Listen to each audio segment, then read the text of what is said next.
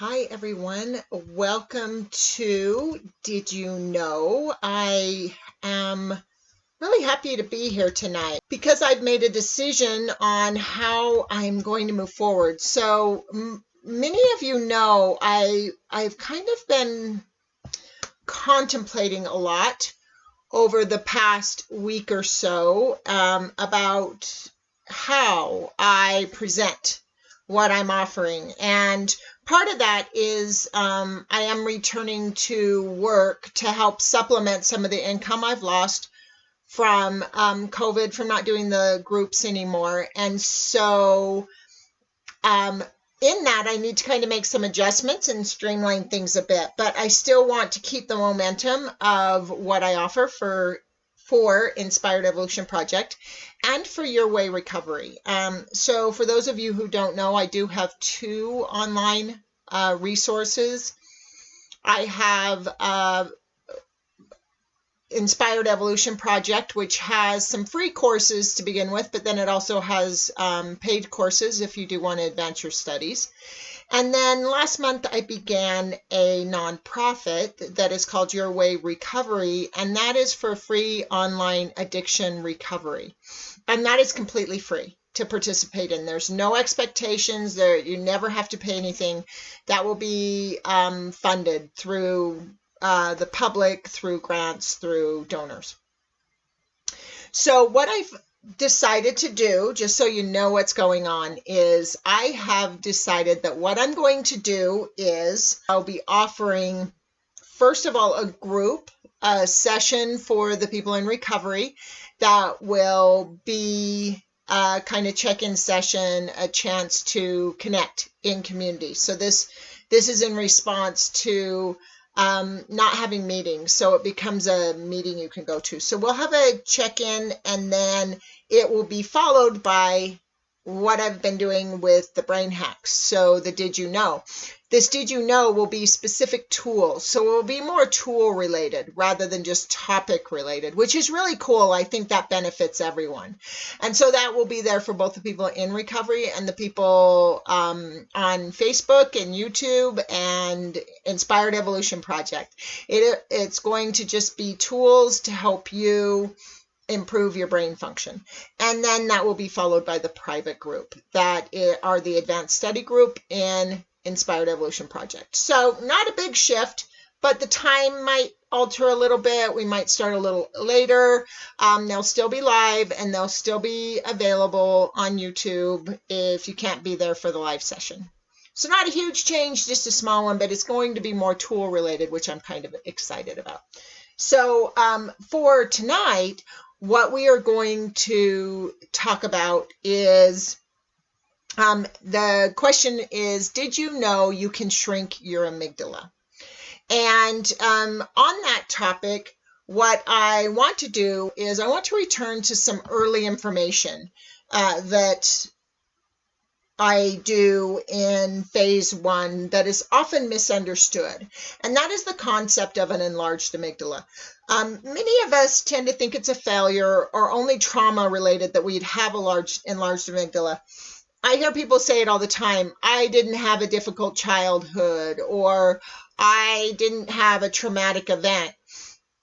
Amygdalas aren't simply enlarged for that reason. Now, while it's true that if you suffered extended trauma or multiple traumatic events, that the amygdala can become more sensitive because it's reading the experience. But for the most part, we as humans are born with this enlarged amygdala. It is a part of being a primate, of being an animal, actually. So it's part of that original system, and what's happening now is that system is changing. And that's what I want to talk about tonight, is that change in the system and why our amygdala is enlarged in the first place, and then how we can change that. I'm going to give you some tools and some exercises. So to go back, I just want to talk about basic survival mechanisms of primates. And I haven't done this in this way in a long time. It's been a while since I've done a brain hack that's along this topic.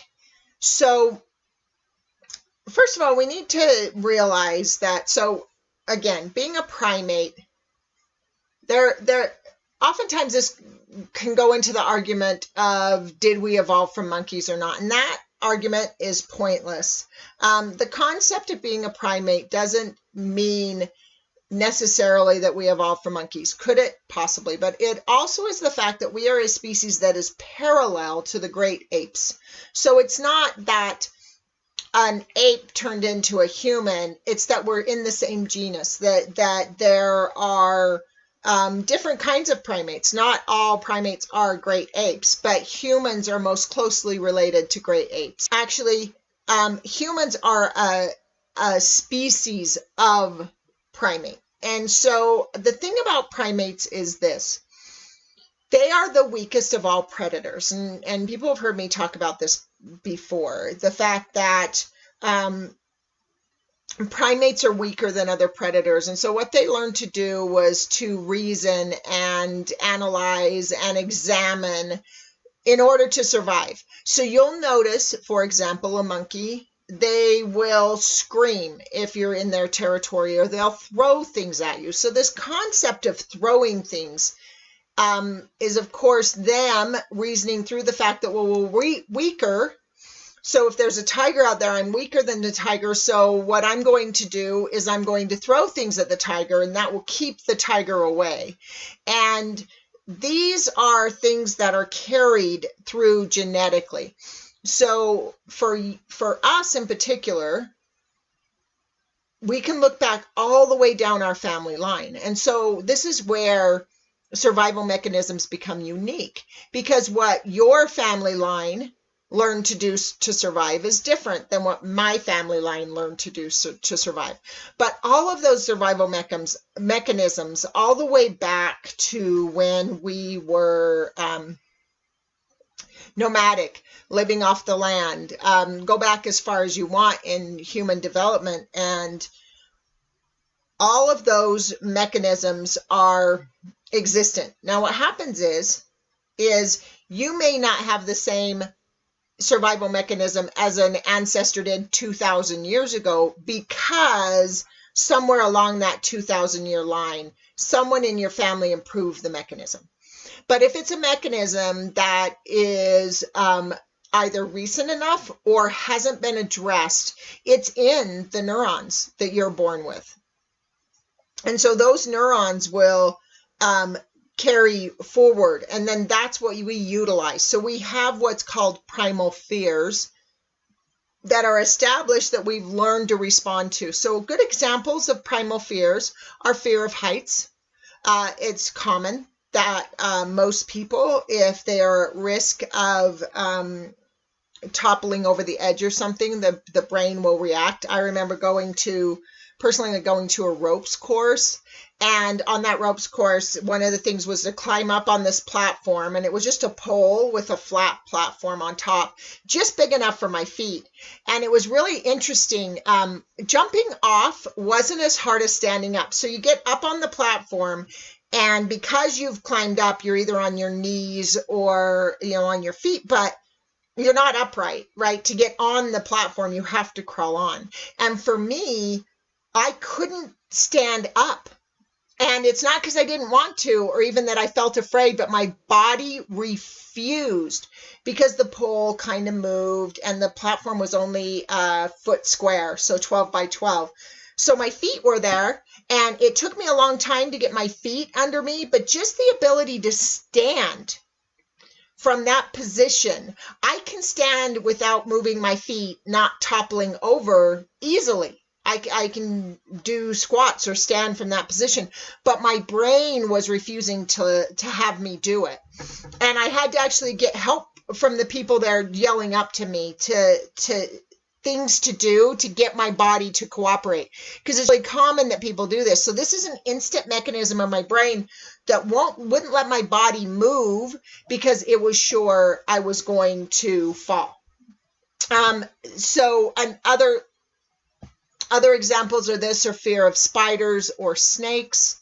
If you show any primate a snake that's never seen a snake before, odds are really high that they're going to have a strong fear response to that snake, because snake is a major predator of primates, right? Because snakes can get in trees, and the primates learn to go into trees to protect themselves, but the snakes can get in trees. Fear of snakes is really common. Trypophobia is another one. This is one I personally experienced, and that is fear of certain patterns. Now, those patterns are things like decaying flesh, or places where insects could hide, or things that resemble the surface of poisonous animals, like scaly or bumpy. And it's just a response to a visual image, right? But it's a primal response. I had trypophobia for a long time and didn't know what it was. I just knew I couldn't look at certain patterns. It would just be so upsetting to me that I would react with a panic attack. Right? So these are all these mechanisms, and all that information is stored in that amygdala. So this is a lot of information. So look at it this way. So you first have primates that are the weakest of all predators, and then you have humans who are the weakest of all primates. And we had all this threat. Humans' environment is a threat. Temperature. I get an automatic reaction once the temperature drops below 32. I instantly know if it's below 32 degrees because my body tenses almost instantly. So you have temperature, you have other people from different cultures or backgrounds that cause an immediate reaction in people. And this is a lot. That a lot of people are dealing with in the Black Lives Matter movement, is that they might come from ancestors that are racist, and they don't want to be racist, but sometimes they have a judgmental reaction. And this process of education is us going through this process of changing that reaction, right? This can be the same in environments of people that are dealing with having been assaulted by governments. Whether it's police officers or court systems, that we have this immediate reaction. I remember talking to my daughter about going to protest, and I told her, don't go with an assumption that the police that are there are your enemy, because the minute you have that assumption, you're in that fear response, which will inherently make them more reactive to you and you more reactive to them. But these are kind of built-in systems that say, I've been mistreated before, and so my body kind of has this response, but it doesn't even have to be you, and this is what I'm talking about. So all this information is stored in that amygdala. Well, that's a lot of history of fear, a fear-based response. I mean, you look at the psychology of humans, and most professionals only deem us having two psychological levels, which is fight or flight or rest and digest. Humans are capable of a lot more than both of those.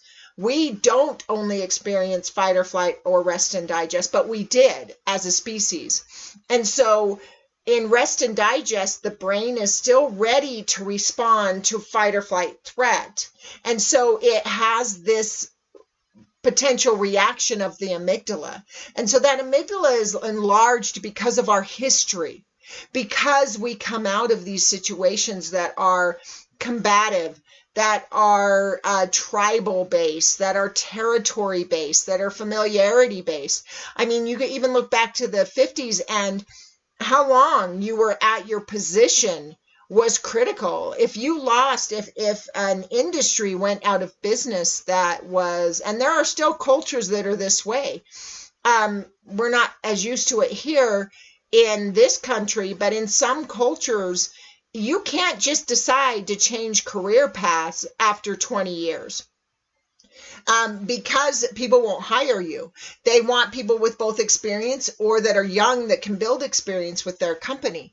And so this is something that's changing, is deciding that I'm going to do what I want. There are a lot of cultures that have specific job fields that are valuable. And if you don't work in those fields, then you're shunned by your community. Your sexuality there are a lot of people here in this state that are shunned from communities because of their sexuality. And so all of this becomes this mechanism in the brain that gets kind of this knee-jerk reaction. And even low-level stress, that we need to live up to the societal conditions, looking a certain way, so dressing a certain way, having a certain status in society, it basically becomes, if you don't have the right house, the right car, the right kind of relationship, the right cell phone, you don't know the coolest, most in topic, all of this becomes threat. And it's been steeped ancestrally. So caste systems, position in society, how we present ourselves, all of that has been critical, and that's all stored in that mind, that primal brain. And part of how the primal brain works is safety and familiarity. So you have this enlarged amygdala that has its established rules. These are called confirmation biases that say things have to happen in this certain way or I'm not safe. And a lot of people that work with me say, why is it when I'm ready to make a change and I'm really ready to kind of go for that big thing that I sabotage myself or I quit trying? And I tell them all the time, it's your brain trying to keep you safe because you're about to break the rules. And safety and familiarity says you can't break the rules. You either have to follow society's rules or your family's rules or your community's rules or the rules you've established throughout your history to stay safe. And then all of a sudden we have something like COVID happen. And here we are, a society that the majority of us have never experienced a virus of this magnitude, a situation like this, where hundreds of thousands of people have died in just a few months. You know, I see COVID compared to things like the Spanish flu and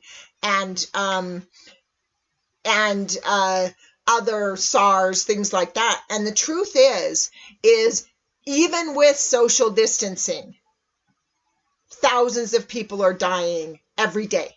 Every single day, thousands of people are dying, even with social distancing. Now, it looks like a low number because of social distancing. They've loosened up in Utah recently, and the numbers have skyrocketed. We're having more cases per day than we've ever had since the beginning of January. And it's because we've relaxed, because we are so unfamiliar with this situation of having to socially distance that we want to just put that familiar life back in place. We want to run businesses the way we ran businesses before because we're all unsure and uncomfortable. So what we're doing is trying to go back to the familiar. So what's happening is when we learn to shrink the amygdala, we open up the brain that's developing. So what's happening is nature is organically responding to the fact that there are over 7.5 billion people on the planet. With over 7.5 billion people on the planet, you cannot keep things familiar. You can't keep them the same. Things like viruses spread. Things like in businesses change. How we do business is different as a whole. Corporate structures are shifting.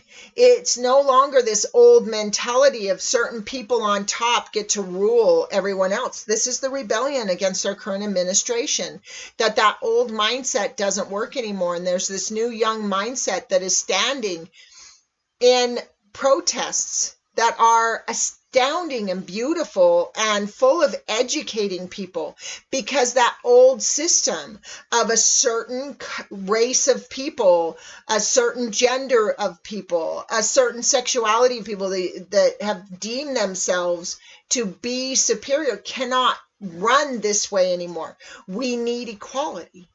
We need to all be treated equally because we are all aware of our equality now. We are all working from the same level, and that cooperation is what works now. Confirmation bias is now conflict, and conflict won't work anymore. Being aggressive and angry won't work anymore. We need to learn to have a more mature response. And so that monkey that would typically throw poop and scream and freak out doesn't work anymore. We need to be able to sit down with the person we disagree with and have a mature conversation that helps us both get our needs met. There was an important thing I learned when I was going through my recovery from PTSD, and that was that when I had PTSD, I was very defensive. Everyone that asked me anything, I immediately assumed they were attacking me because I had spent my whole life being attacked, and my ancestors had spent their whole lives being attacked. So there was just this knee-jerk reaction to defend myself. And one of the first things I started to train myself today to do as I started to shrink my amygdala was say, there's always another way. There's always another way. There is always a way that benefits everyone. There is always a way that if we put our minds together, we can create ingenuity that lets everyone have what they need. Even people that have billions of dollars have need for security because maybe they have insecurity that that's not enough money, that there's never enough money. I always call that the worst kind of hoarding because it's fear-based. To have billions of dollars and think you need more billions, that means there's something in the brain that isn't feeling safe. So it's striving for more. This idea of shifting from this idea of safety and familiarity to safety and adaptability is this shift that's happened with this millennial mindset. I say it all the time. Generations are not age-based. They're consciousness-based.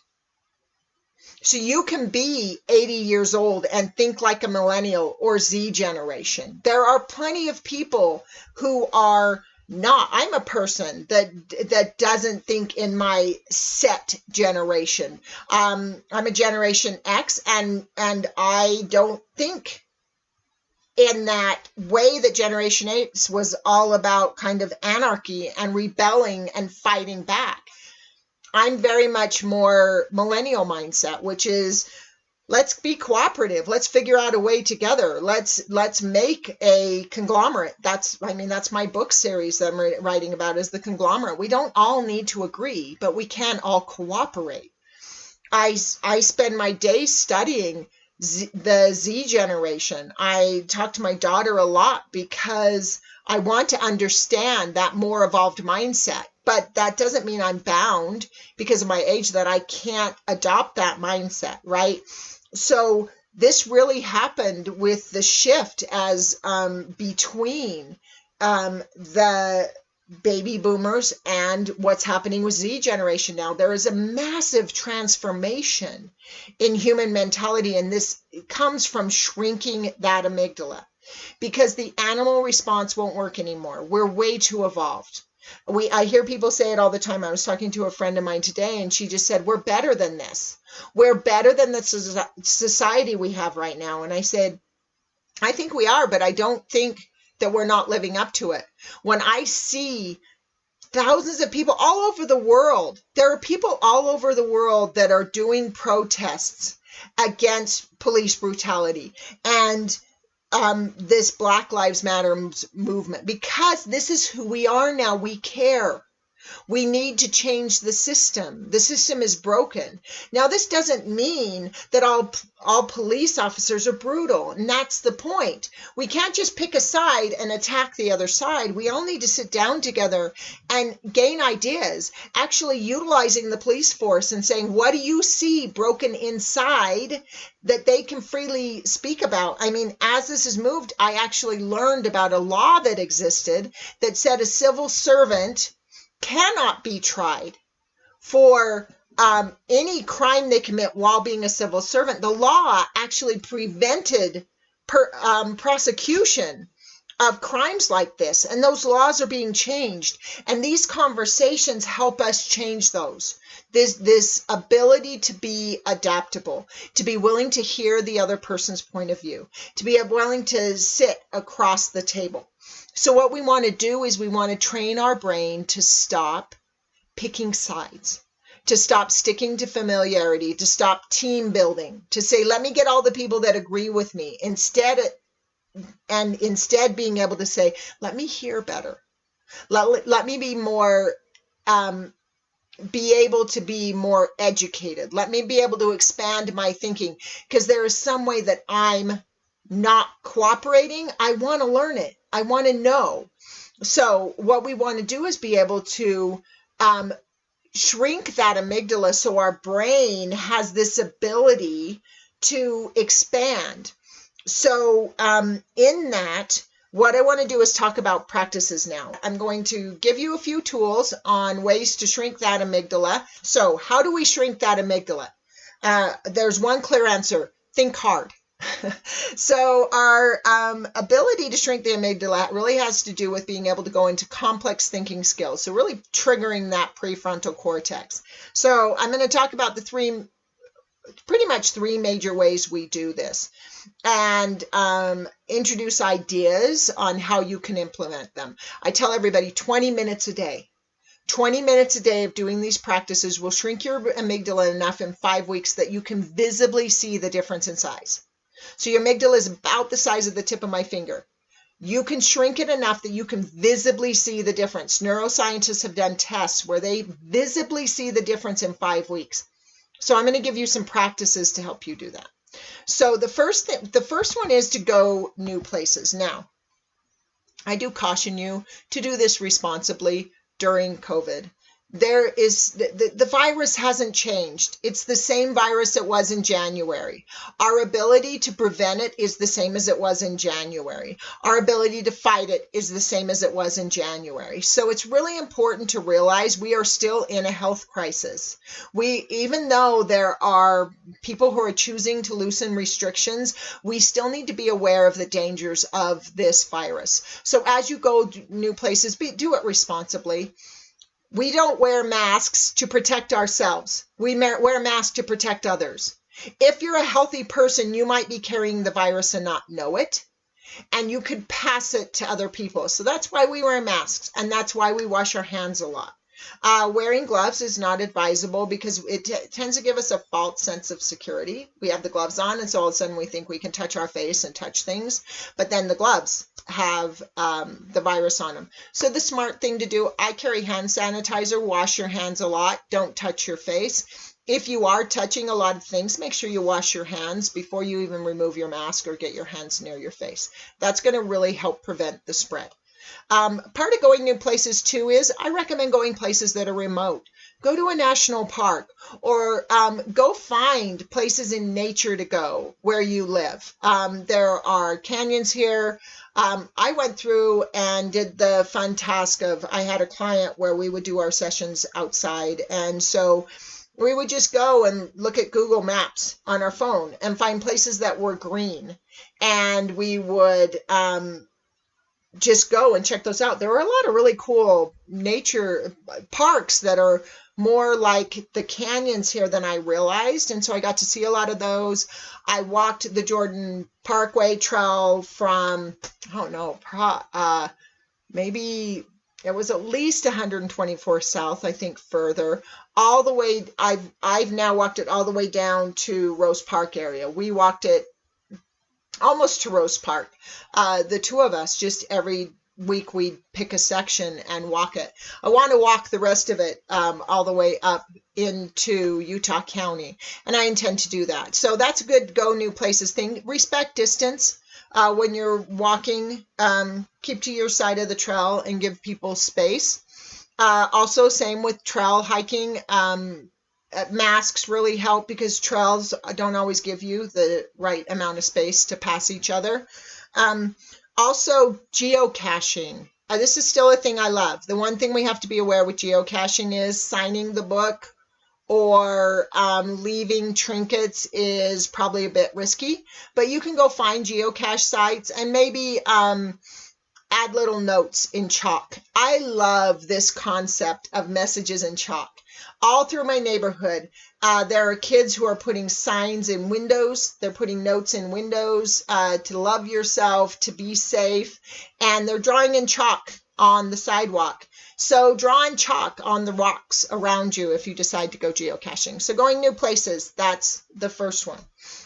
Second one is learn new things. And these are things that you're bad at. You need to be bad for it to work, because it needs to require a lot of concentration.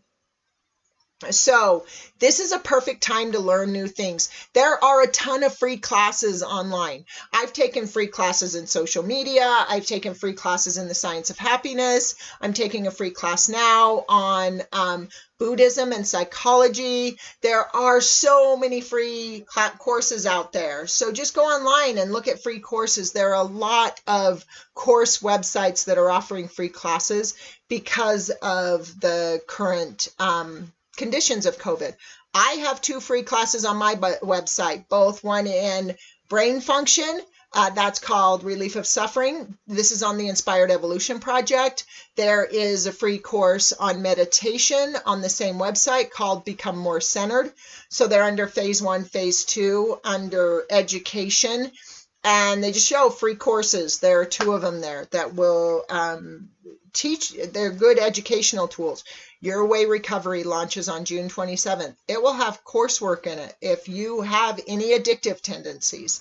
It doesn't just need to be drug and alcohol addiction. We get addicted to TV, to shopping, to pornography, to relationships and codependency, addictive relationships. There will be a section on YourWay Recovery for family and friends of people with substance abuse addiction, so that they can understand what addiction is and how they can best support. Most of the people that try to support people in addiction either enable or distance them rather than truly supporting them. So there will be options on there to help support. There are free classes. There are YouTube. I don't think any of us could live long enough to learn everything that's available on YouTube. There is so much. You can learn anything on YouTube. Learn to juggle. Learn to make journals. I learned to make journals there. Also, another one that I recommend is to challenge the brain is learning things like yoga, Tai Chi, Qigong. These cause us to have to focus and concentrate on meticulous movement. They are really good to challenge your brain. The last thing I'm going to talk about is challenging the brain through doing things that it's bad at in a accessible way that maybe isn't learning a new thing necessarily. I do this through non-dominant handwork. So non-dominant handwork is like coloring with your non-dominant hand, or learning the alphabet, or learning to write.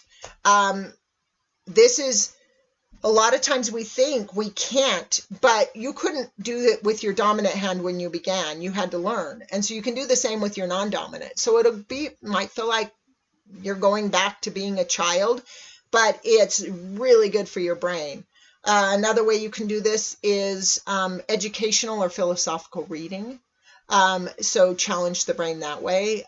Read a book on a philosophy you don't already know. If you're Christian, try reading about Buddhism. Vice versa, if you're Buddhist, try reading about Christianity or Hinduism. Study different cultures and learn just to educate yourself on something you didn't know. So these are all really good ways to challenge the brain and to shrink that amygdala. So again, if you want to learn more about any of these topics that I'm talking about, inspiredevolutionproject.com, under education, there are a lot of courses. Relationship balancing course starts tomorrow if you want to learn more about our the first part of that is a lot about where we are as a species in our evolution and how those evolutionary changes are impacting us, and that potential of brain function rather than living in a fight or flight, rest and digest model. If you join Relationship Balancing now instead of waiting through tomorrow, it's only $100. It's a 12-week course for $100, but it's $50 if you use the Founders Pass discount that's on the front page. So you'll see that discount code. You can enter that and get this almost $1,000 class for $50 if you do want to learn more about survival mechanisms.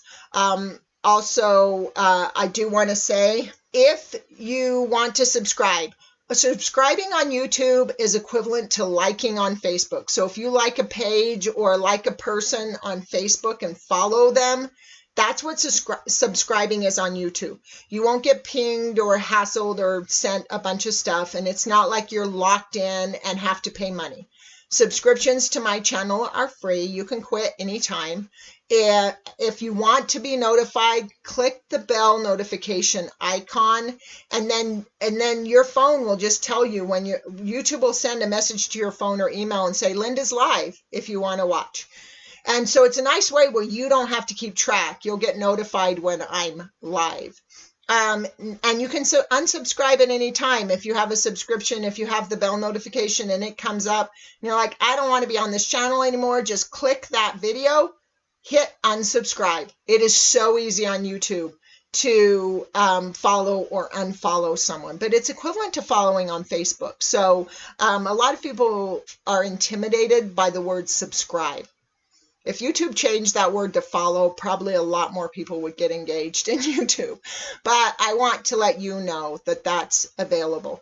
In the last 20 seconds of this video, you will get the button that says subscribe. You will also get a link to the Introduction to Brain Chemistry video. It's like a 90-minute video that gives you all this great information about the brain. You'll also get a link to the playlist, the Brain Hack playlist. So if you want to go look at some of the previous brain hacks, you want to know more about sleep or about some of the other mechanisms, those are all there.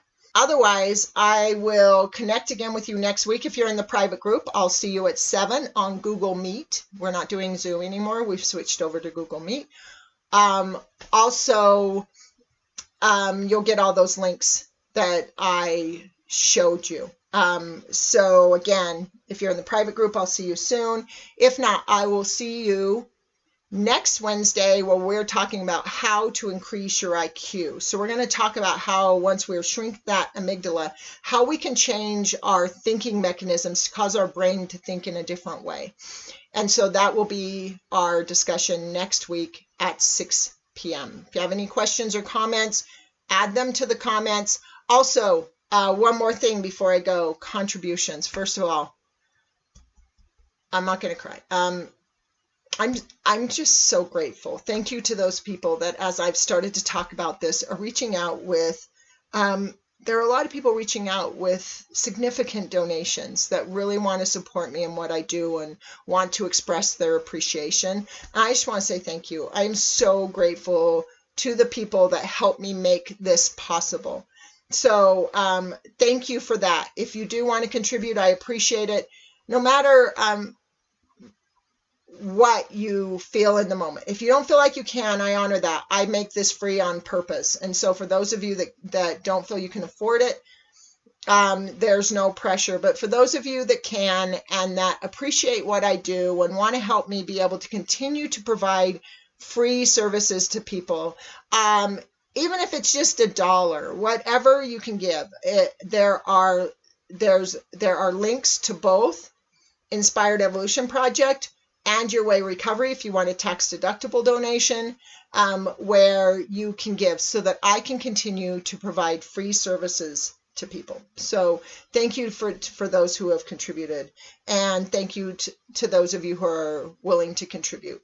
Again, it's in the description of any of my live videos. You can find, it'll take you right to the links where you can contribute. So thank you for that. So again, I'm going to go ahead and let you go, and I will either see you next week or I'll see you in the private group in about 20 minutes. I hope everyone has an amazing evening. Thank you for being here and being a part of what I do.